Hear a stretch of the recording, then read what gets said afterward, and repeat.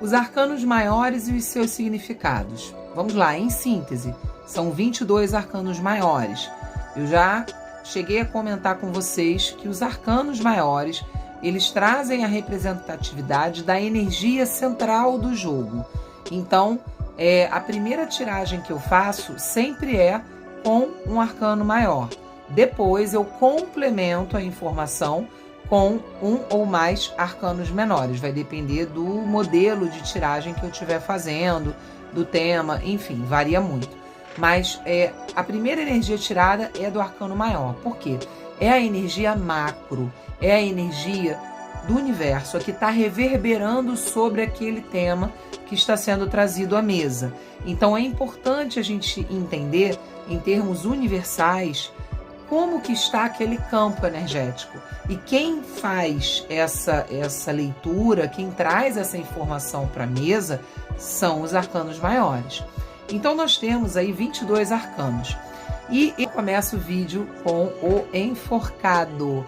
Essa carta ela é interessantíssima, porque ela fala tanto de uma energia que está estagnada, observando tudo sem poder se movimentar. É uma situação de sacrifício voluntário. Percebe-se que esse indivíduo que está na carta, ele consegue sair dessa posição se ele desejar. Ele não está de todo tão preso. Ele consegue se esforçar aqui e se soltar. Ele consegue forçar um pouco os pés e acabar se soltando desse galho. Então, fala-se sobre um sacrifício voluntário. Momentos da vida em que você realmente precisa parar e refletir, olhar sobre um outro ângulo, sobre um outro aspecto, as situações que estão acontecendo no seu caminho. Também pode se referir a uma situação de vitimismo, onde a pessoa que se encontra nessa posição não tem forças para agir porque se sente vítima, se sente injustiçada, enfraquecida e precisa de um tempo para conseguir, de cabeça para baixo, dependurado, olhando a situação de um outro ponto de vista, se encorajar para tomar alguma atitude. Fala sobre a renúncia, o sacrificar-se por um bem maior. Nosso arcano da morte, nosso arcano 13, temida carta da morte. Gente, o arcano da morte, ele fala sobre um período de fim de ciclo para início de um novo ciclo. A morte nada mais é do que a finalização de um período onde se inicia outro. Certas situações precisam e devem ser cortadas, retiradas, finalizadas na nossa vida para que a gente possa abrir margem, abrir espaço para outras melhores e maiores na nossa vida. Então, o apego que a gente tem faz com que muitas pessoas tenham receio dessa carta da morte. Mas é uma questão mesmo de apego, porque quando você percebe que o que está por vir pode ser muito melhor do que o que está sendo cortado da sua vida, não há por que se temer. Basta a esperança e a crença de que tudo se transforma para o melhor, nunca para o pior. Pode falar de morte física também, mas essa não é a ideia principal. A ideia principal é falar de um ciclo, seja ele em qual aspecto for, emocional, material, mental, uma troca de trabalho, uma troca de relacionamento, uma mudança de casa, enfim, mas é um ciclo que se fecha para outro melhor vir no seu caminho, tá? É uma mudança extremamente necessária. Eu vejo a carta da morte como algo muito importante, muito necessário e muito positivo, tá? A carta número 14 é a carta da temperança. Também é uma carta que traz muita lentidão. Fala sobre ter paciência, resiliência, buscar o equilíbrio, buscar ali um momento de pausa, porque tudo tem um momento certo de acontecer, tudo tem a sua hora. Então a temperança fala: calma, não é a hora ainda, não é o momento. Vai ter o momento certo, vai ter oportunidade, mas ainda não é agora. Se for agora, vai dar errado, não vai ser positivo. Então não se precipite. Busque primeiro, o seu equilíbrio pleno. Porque quando você estiver nesse equilíbrio pleno, o que você deseja chega. Carta do Diabo, número 15. E aqui a gente não está falando sobre o diabo tido pela Igreja Católica, pelo cristianismo em si. Aqui a gente fala tanto de questões emocionalmente, mentalmente instintivas, como a gente pode estar falando até de vícios, tá? Perversões, manipulações, ilusões, porque o diabo ele traz esse estereótipo, né? Daquela figura, daquele arquétipo que ilude, que engana, que ludibria, que te seduz. Também tem essa conotação de sedução. Quando a gente pega a carta do diabo numa pergunta de relacionamento, nossa, existe muita química, existe muita conexão, existe ali um parangolé muito positivo nesse casal, né? Aí vão depender das cartas que estão ao redor. Pode falar também sobre uma toxicidade de sensualidade, né? Então precisa se observar. Pode falar sobre fetiches, entre outros. Então é uma carta também que dá para explorar bem. Quando a gente fala dela, por exemplo, no campo material, financeiro, fala sobre grandes ganhos a caminho, dinheiro em volume, em quantidade, êxito material chegando, porém não traz estabilidade. Então é preciso que se tenha um pouco de cuidado, porque é um dinheiro que vem com uma energia muito efêmera, vem rápido e pode ir embora rápido. Então precisa ter um pouco de cautela na hora da manipulação desse dinheiro. Carta da Torre, carta 16. Carta da Torre, gente, ela é magnífica, porque ela fala sobre um fim de ciclo também, mas é algo abrupto e não é movido por você. Quando a carta da morte acontece, pode ser um final de ciclo provocado por você, pode ser do seu livre-arbítrio, mas quando a gente fala da carta da Torre, não. A carta da Torre é providencial, é divino, é lá do alto, tá? É o universo que conspira e fala, olha, chega. Essa situação ela não está construída em bases sólidas, ela não é concreta, ela não se sustenta e ela precisa ser derrubada para que ela possa ser reconstruída da maneira correta.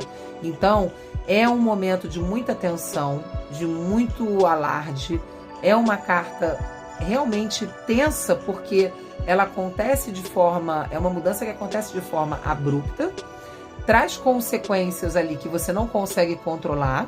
É como se você estivesse tomando ali um caixote nas ondas do mar. Não tem muito o que fazer. Você vai tomar o caixote até que você é jogado na areia e aí você se situa onde você está e o que você pode fazer dali por diante. A carta da Torre traz muito essa energia. É esperar essa desconstrução ser concluída para que você possa pensar, bom, e agora? Como eu reconstruo isso? Né? Já que foi tudo destruído, agora eu não tenho mais nada a perder. Agora, daqui, eu só posso me reerguer e me reconstruir de uma maneira mais sólida, mais positiva, mais estável do que a que estava anteriormente, tá? Então, é uma carta realmente que assusta pela sua intempestividade, mas ela traz uma oportunidade de fazer melhor do que da última vez foi feito. Então, por exemplo, num jogo de relacionamento, quando cai a carta da Torre, provavelmente fale, olha, vocês vão romper, tá? Esse relacionamento vai terminar, vocês vão ter um afastamento, vai ter uma mudança bruta aí entre vocês dois. Mas existe a possibilidade de vocês refazerem essa relação de uma maneira mais estruturada, mais madura e mais benéfica para ambos os lados, tá? Então eu vejo como uma carta também muito bacana. A carta da Estrela fala sobre a conexão espiritual, a intuição, o equilíbrio, fala sobre projetos, expectativas, sonhos, ideais. Então, tudo que você primeiro cocria na sua mente para que depois você consiga criar de fato no material. É o estágio 1 da criação. É a criação mental espiritual, onde você é intuído pela tua parte intuitiva mesmo, né? É intuído para poder fazer esse movimento de uma maneira assertiva, tá? Então, é uma carta que fala muito de espiritualidade, conexão, intuição, metas, sonhos, êxito. É uma carta extremamente positiva, o arcano da Estrela. O arcano da Lua já não é positivo. no tarô, ele vem com uma simbologia do que está oculto, do que é sombrio, fala sobre possíveis mágoas, tristezas, perturbações de ordem mental, de ordem psicológica, psicossomáticas, tá? Fala de situações onde a pessoa possa estar passando ali energeticamente por uma predisposição à depressão, a pensamentos negativos, pensamentos de autossabotagem, sabe? Por quê? Porque não está vendo com clareza. A lua, ela não tem luz própria, ela recebe a luz do sol. Então, é um momento onde o louco, lembra que o louco que está fazendo esse passeio por todos os demais arquétipos, ele passa por um momento de insegurança, de fragilidade, de instabilidade, né? De oscilação, porque ele não consegue ver com clareza e ele está deixando que a imaginação dele atordoe, assuste, iluda de maneira desfavorável. Então, geralmente, quando a carta da lua sai e se pergunta, eu devo fazer tal coisa? Não, ainda não é o momento, porque você ainda não está vendo essa situação com clareza, ainda tem coisas que você precisa descobrir, coisas que precisam ser esclarecidas. Então, aguarda um pouquinho, porque não é conveniente que você haja à noite. O melhor momento para se agir é de dia, com a luz do sol, onde você consegue enxergar tudo com clareza, o que estava oculto é trazido à tona, é revelado, você tem mais energia, você está mais forte, mais predisposto, mais entusiasmado, você é visto. A carta do sol fala muito sobre essa visibilidade, essa percepção pública da sua persona. Você consegue exibir-se de uma maneira muito eficaz e muito clara entre as demais pessoas, tá? Quando a gente vai para a carta do julgamento, traz aí o final praticamente da jornada do louco, né? Onde tudo que ele fez e deixou de fazer até então vai ser julgado, vai ser analisado. É aonde ele recebe ou não os louros daquilo que ele fez durante a sua caminhada. Então, a carta do julgamento também é uma carta que não depende do nosso livre-arbítrio. Ela vem de cima, ela vem da espiritualidade, do astral, do universo. É uma atitude, é uma decisão que é tomada, nem sempre que nos agrada, tá? Já aconteceu várias vezes de sair a carta do julgamento para mim não ser uma carta positiva para aquilo que eu estava querendo, mas é o que precisa ser, é o justo, é o certo, é a colheita daquilo que você planta, tá? Fala sobre um momento aí de tomada de decisão, de receber aí o resultado do que foi plantado, e é uma situação extremamente do alto, do universo. Não é algo que você, o consulente do jogo, decida fazer, não depende da nossa vontade, tá? Então aqui fala muito disso. Tem algumas jogadas que também me traz muito a questão do arrependimento, do remorso, tá? Saiu numa jogada de relacionamento, a carta do julgamento, poxa, fulano se arrepende tanto do que fez, sabe? Ele pondera, bota na balança e se julga, se critica, se condena pelo que aconteceu, tá? Uma carta que fala muito sobre isso também. E fechando aí os nossos 22 arcanos maiores, nós temos aqui a carta número 21, que é a carta do mundo, que mais uma vez fala de um fim de ciclo, mas dessa vez é um final de ciclo onde a meta foi cumprida, o ciclo foi fechado com um êxito, foi cumprido o percurso, diferente da carta da morte, que é um corte que precisa ser feito para que o percurso seja continuado, ou da carta da torre, onde a estrutura não estava bem consolidada e precisa vir abaixo para ser reerguida. A carta do mundo fala, olha, ok, chegamos ao fim, porque tudo tem um fim. Seu ciclo foi completo com êxito, com eficácia, tá? Você tem aqui uma imagem feliz, alegre, de plenitude, de completude, de ter alcançado um momento triunfal da sua jornada, a sua conclusão com êxito. Mas existe uma jornada feita pelo louco. Ele inicia e fecha o ciclo de vida. Ele passa por várias etapas de um crescimento, de uma evolução, de uma percepção. Então, a carta do louco é a carta que marca o zero, né? Realmente ali o ponto de partida de alguma situação, de algum relacionamento, de algum momento da nossa vida. É o início de tudo. É aquele momento de leveza, descontração, onde a gente não sabe exatamente para onde está indo, como está indo, mas está indo. É uma força, uma energia motriz que permite com que a gente dê continuidade a esse percurso, né? Dê início a esse percurso.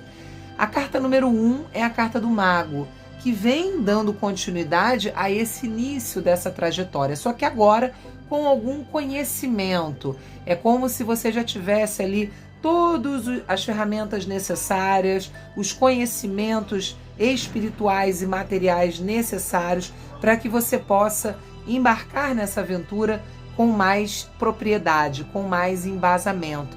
O mago, ele efetivamente marca um início de convicção, de sabedoria, de saber como lidar com essa nova projeção que se apresenta. Quando a gente vai para a carta número 2, é a carta da sacerdotisa.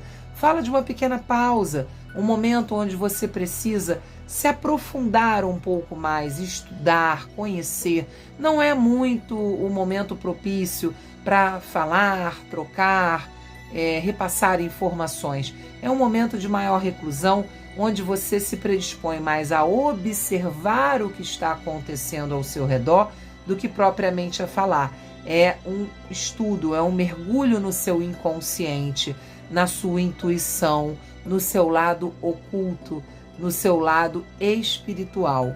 Então fala muito disso. Claro que cada carta, gente, cada carta é super complexa. Então aqui eu estou fazendo uma trajetória muito superficial de cada arquétipo. Cada arquétipo ele pode ser estudado por muito tempo, de diversas formas, e a gente nunca sabe tudo sobre todos os arquétipos, até porque existem inúmeros baralhos de tarô. Cada baralho de tarô tem um modelo principal, mas tem alguns complementos ali, dependendo da imagem que é apresentada no deck, te remete um inconsciente coletivo diferente que agrega. Então também tem essas variações entre os decks. A carta número 3 é a carta da Imperatriz. O 3 na numerologia, ele fala sobre uma mudança, uma agitação, né? Um recomeço. Ele é a fusão do 1 com 2. Então você tem aí o início muito efusivo, muito rápido, se joga, vai, faz, acontece. O 2 já mais naquele campo da ponderação, da análise, da observação.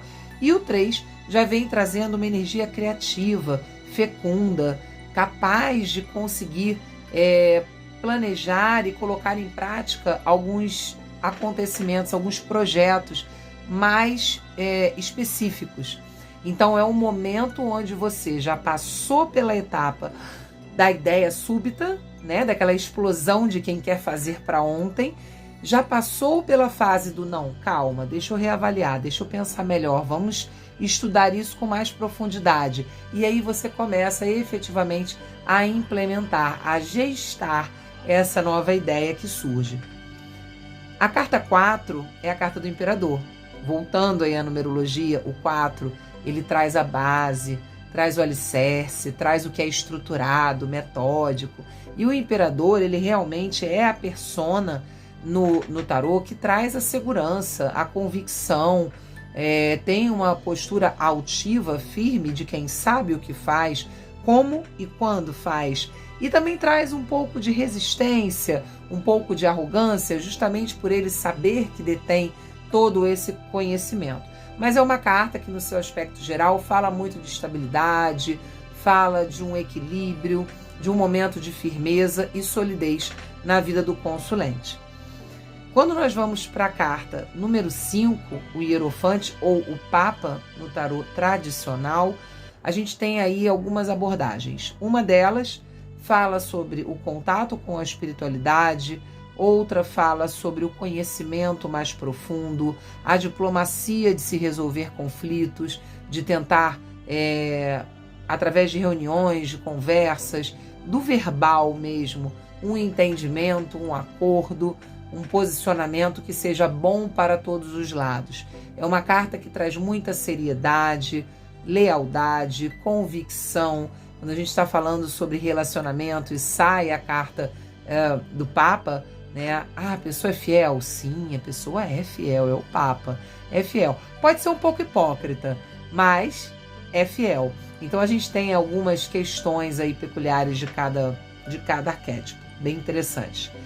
Os amantes, 6, carta 6, os amantes. Bom, aqui a gente fala tanto de amor, paixão, né? Essa parte mais emocionada do relacionamento, como a gente também pode trazer questões de dúvida, questões de escolha, de indecisão.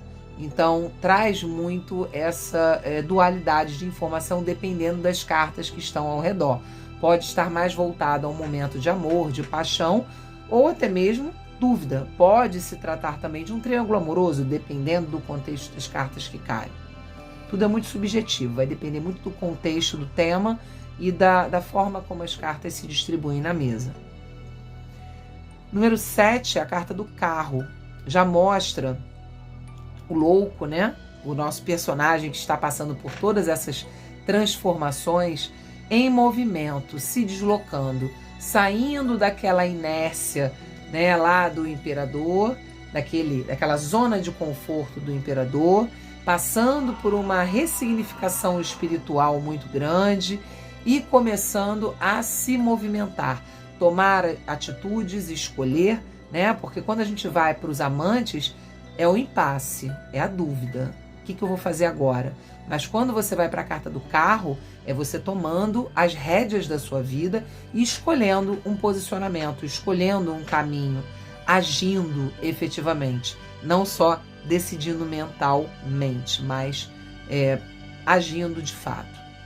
A carta número 8 vem trazendo a carta da força. E aí entra num embate, mas fica para um próximo vídeo, onde a carta da força e a carta da justiça tem uma diferençazinha aí na numeração, mas, gente, isso em nada impacta o jogo em si, tá? A gente se prende muito no jogo aos arquétipos e não à numerologia, tá? Apesar de que em alguns momentos a gente consegue fazer uma boa associação com as informações da numerologia, mas o que é regra no tarô não é a numerologia, e sim os arquétipos trazidos, tá?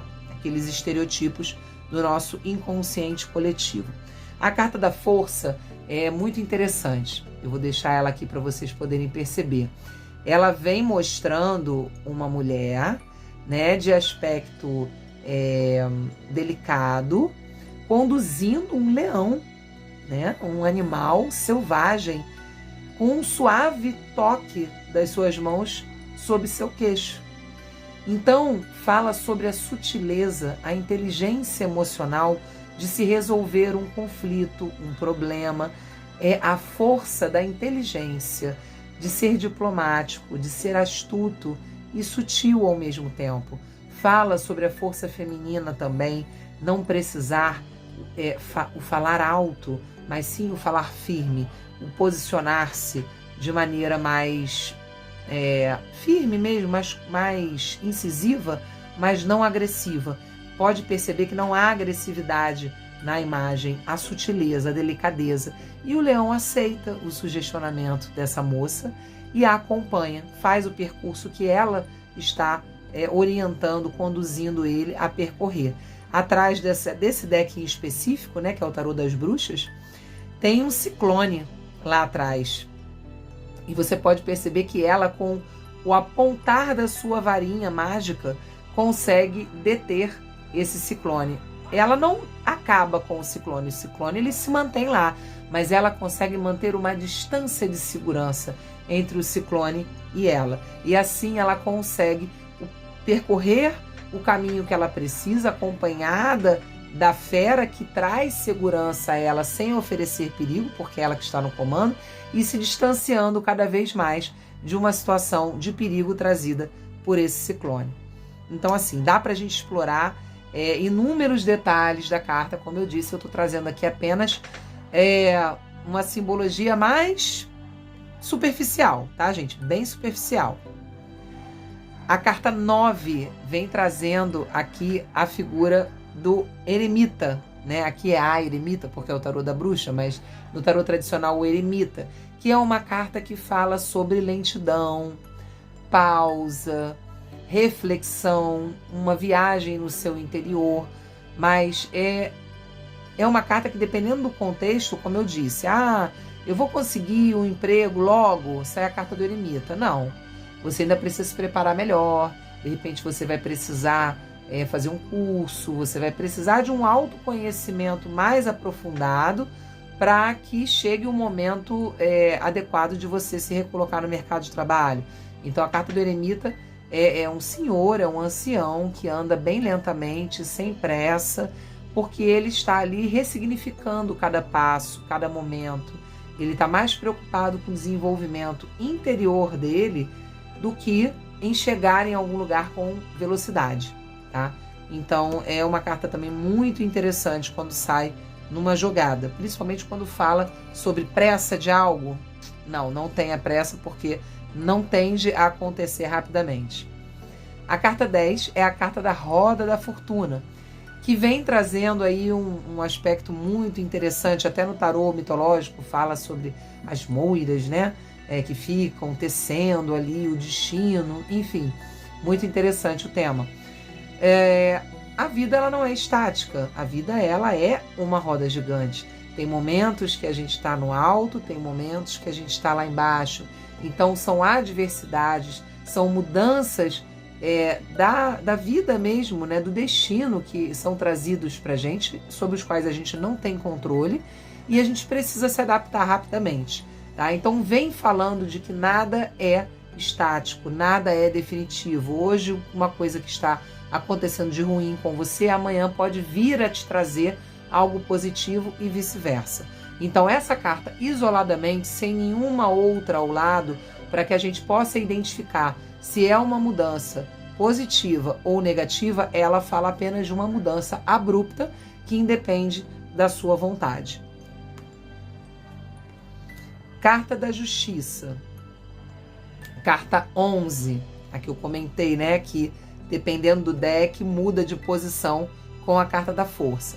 A carta da Justiça, ela vem falando exatamente sobre o equilíbrio, o fazer o que é certo, seguir protocolo. Quando se trata de relacionamento, pode estar mostrando uma certa frieza, distanciamento, excesso de racionalidade, que não é tão bem-vindo quando a tiragem é sobre vida afetiva. Mas se for, por exemplo, sobre um processo judicial que você esteja aguardando resposta, olha, a justiça vai ser feita. Se é direito seu, você vai ganhar, tá? Então, assim, é uma carta que ela não é nem positiva nem negativa. Ela é o que ela é.